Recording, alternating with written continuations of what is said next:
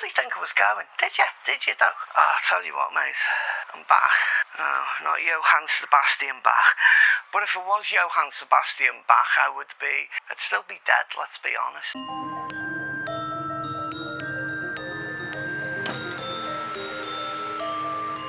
Hello, you lovely people of the internet, and welcome to another day of me being seriously messed up. And today's seriously messed up, it being a Monday, was shopping day. And I have many thoughts about this. We came back with, I don't think there's a single actual meal in amongst what we've got. There's elements that could contribute to a meal, and elements that could, in theory, be put together to make a meal. But an actual meal? I don't think so. Yet it came to what we normally spend. It's like things have got more expensive somehow. I didn't even buy any coffee this week. Normally I've been buying coffee every week. I didn't buy any this week because I reckon I've got enough beans to get me through. That was me thinking. And like the beans are what, £4.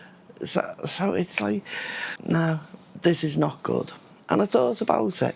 Not very long, obviously, because, why would I be thinking about something for a long time when there's many things going on in this box of tricks that I call me head. But, so we shop in Sainsbury's and we've got, the nectar prices, which sometimes it's like £2 or £3 that is being knocked off the price, the non-nectar price. Now, they're going to be making a profit on quite a lot of the nectar prices, I would imagine. Maybe not a lot, but I bet they are. And the prices of everything else are hiked a little bit higher. One of the things that's got me, the stag chilli, right? I buy a few tins of stag chilli because it's not particularly nice. I'd rather have a homemade thing, but I can't make a homemade thing. I just haven't got the spoons to do it. I haven't got the, you know what I mean by spoon theory, right? So everyone starts off with 10 spoons to do everything in one day. And for most people, it's like 1 spoon to get up, 1 spoon to go to work, 1 spoon, maybe 2 or 3 spoons to do work, depending on what your work is. But at the end of the day, you come back home and you've still got a couple of spoons left to play with. But for someone like where I'm at with things at the moment, it's like getting up out of bed and going to the toilet is a spoon, then getting dressed is another spoon, or getting a shower is another spoon. And soon, at the end of but by midday, I've already gone through an awful lot of spoons. And I might not have enough spoons left to get through the day. So I have to borrow spoons from the next day. So the next day, I start off with, say I used 1 spoon up from the day before, then I start my day, instead of having 10 spoons, I've only got 9 spoons. And that's a spoon theory. There are better descriptions of it somewhere, and I've tried to keep that concise. I mean, imagine me trying to do something concise. That in itself is a bit of a miracle. So anyway, as I was saying about the stag chilli, I buy the stag chilli because it's easy.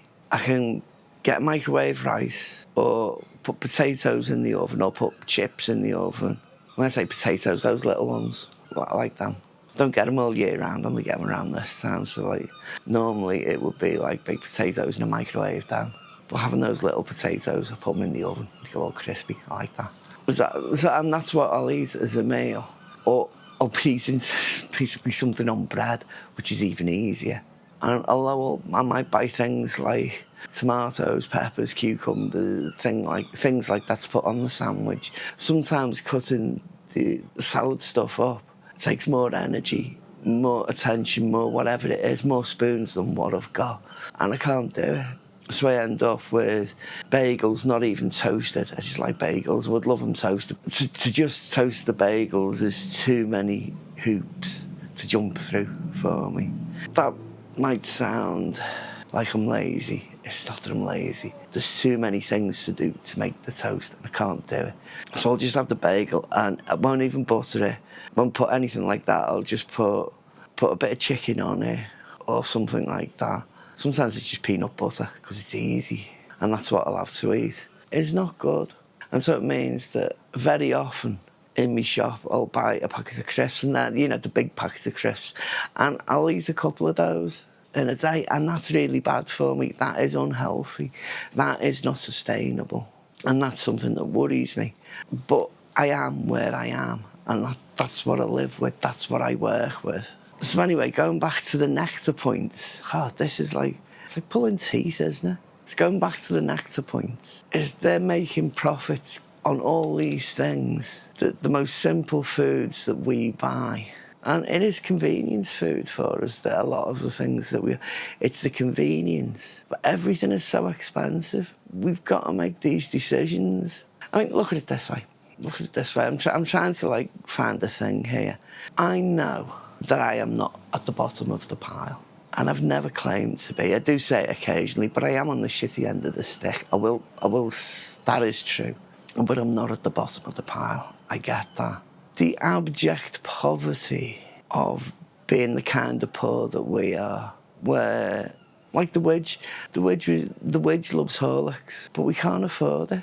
We just simply can't afford to buy the Horlicks, because you don't get enough drinks out of a thing of Horlicks. And for the price of it, it's like was it £5 or £6? I can't remember. It's about £5, I think. It's expensive anyway, is my point. And you don't get enough drinks out of that. I pay £3.65 at the moment for the coffee beans that I love. Now, I love fresh coffee. I mean, this isn't even like fresh coffee. Like, if I could, I would have... I'm a bit of a coffee snob, and I would have much more expensive beans. I would have a better grinder. I would have a proper coffee machine, a proper espresso machine, and I would make a decent coffee with decent beans if I could afford it, but I can't afford that. So as much as a coffee snob that I am, I buy the Tesco's beans for the espresso beans that they've got. It just means that it's dark roast, and there's loads of Robusta beans in it as well, which help make the crema. It makes the crema more sort of... it makes the whole coffee a bit more bitter, a bit more... And I like that. I like a more bitter coffee, so it works for me. But if I could, I would have much better beans. Like, I love Lavazza beans. And again, they're just still like it's just ordinary beans, you know, but I love the Lavazza ones anyway. I say they're ordinary beans, you know what I mean. They're not specialty beans. Now, Lavazza, if you get Lavazza, the commercial Lavazza beans, they are stunningly nice. And you get all those E Gusto and all the other ones, they're okay. But the Lavazza commercial grade beans that you get if you're shilling for Lavazza, which I'm not, by the way. I would be shilling for, like, DJI, but they just don't even know I exist. I don't know why I try with this anymore. You know, what can a girl do? You know, flash a bit of lag. Anyway, I'm not sure what that was, but it's an improvement on the bikes, I'll give it that. Oh, I've sidetracked myself too many times now. But with that Lavazza beans, that's where it was, one of the commercial grade Lavazza beans that are way better than... That's where it was, wasn't it? So, yeah, if you've got access to the commercial grade beans, they are way better, I think is what I was saying. If there was any more points to that, I'm hoping you can just sort of work out what I was saying, because I haven't got a clue otherwise. But going back to the Horlicks, there's something that I've been meaning to share with you for a little while now. It's something that's been noticed. I mean, look at it. Look, this is what they're selling in shops, right? And nobody has thought about what it says on that container. Nobody's thought about it. It says, in case you can't work out what it's saying, it says Horlicks Kids. It's like a Daily Mail headline anyway. And I don't know what we can do, right, as consumers, to actually stop them forcing this price. Because the prices went up during lockdown because there was scarcity. And those prices never came back down. Even though things changed and the economy's all settled down, and it was even the thing, wasn't it, when the oil prices went up because of the war in Ukraine. The oil prices went up and then they came down again. The prices of all food stuff went up with that, but they never came back down again. The supermarkets, they are robbing us. Everybody's got to make money out of it. I get that. I don't have a problem with people making money out of it. But it's like the thing, if you think about it in terms of, right, so you've got me going shopping, and my shopping is usually somewhere between 60 and 90 quid. We spend less than £100, that's the best way of putting it in, on food a week. Now, let's have it as millionaires, right? People whose financial security is well established. They don't have to worry.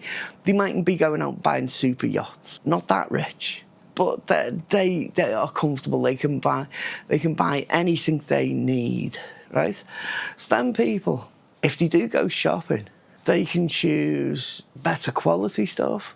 Maybe in terms of meat, more expensive cuts of meat. But their expenses, no matter what, even if they're like shopping in Waitrose, Marks and Spencer's, somewhere where the quality is allegedly higher, and the prices certainly are.